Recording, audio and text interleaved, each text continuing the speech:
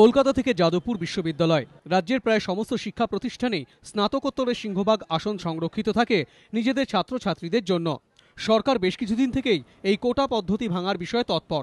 সেই পরম্পরায় মঙ্গলবার রাজ্যের উচ্চশিক্ষা সংসদ সমস্ত বিশ্ববিদ্যালয়ের উপাচার্যদের চিঠি পাঠিয়েছে।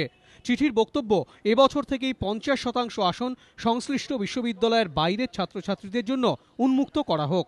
পাশাপাশি আগামী বছর থেকে স্নাতকোত্তরে ভর্তির ক্ষেত্রে সমস্ত বিশ্ববিদ্যালয়ের জন্য রাজ্য জুড়ে একটি প্রবেশিকা হোক।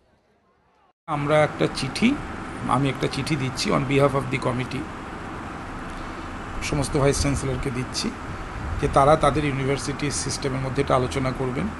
চিঠিতে লেখা হচ্ছে যে কমিটির এই যে বক্তব্যটা লেখা হয়েছে আর দুটো পয়েন্ট লেখা হয়েছে যে এবছর 50% আপনারা করে দেওয়ার চেষ্টা করুন, আর নেক্সট বছর থেকে আমরা কমন এন্ট্রান্স টেস্টের দিকে যেতে পারি। যে কোনো বিশ্ববিদ্যালয়ে স্নাতকোত্তরে সেখানকার স্নাতকদেরই ভর্তি নিশ্চিত করা যে চর্চিত পদ্ধতি, তা আসলে মেধার সঙ্গে আপোষ, এমনটাই মনে করছে সংসদ। কারণ ভালো ফল করেও বর্ধমান বা উত্তরবঙ্গ বিশ্ববিদ্যালয়ের একজন পড়ুয়া এর ফলে ভর্তির সম্ভাবনা সংকুচিত হয়ে যায় কলকাতা কিংবা যাদবপুরে। এই কোটা পদ্ধতির সম্পূর্ণ অবসান চায় সংসদ। তার প্রথম ধাপ হিসেবে 50% আসন মুক্ত করার আর্জি। পাশাপাশি আগামী বছর থেকে অভিন্ন প্রবেশিকার রূপরেখা কী হবে তা চূড়ান্ত করতে প্রতিটি বিশ্ববিদ্যালয় থেকে 2 জন করে প্রতিনিধি চেয়ে পাঠিয়েছে সংসদ। সংসদের ব্যাখ্যা, রাজ্য জুড়ে একটি পরীক্ষা হলে মেধার ভিত্তিতেই স্নাতকোত্তরে ভর্তি প্রক্রিয়া নিশ্চিত করা যাবে। কৃষ্ণেন্দু অধিকারী, এবিপি আনন্দ, কলকাতা।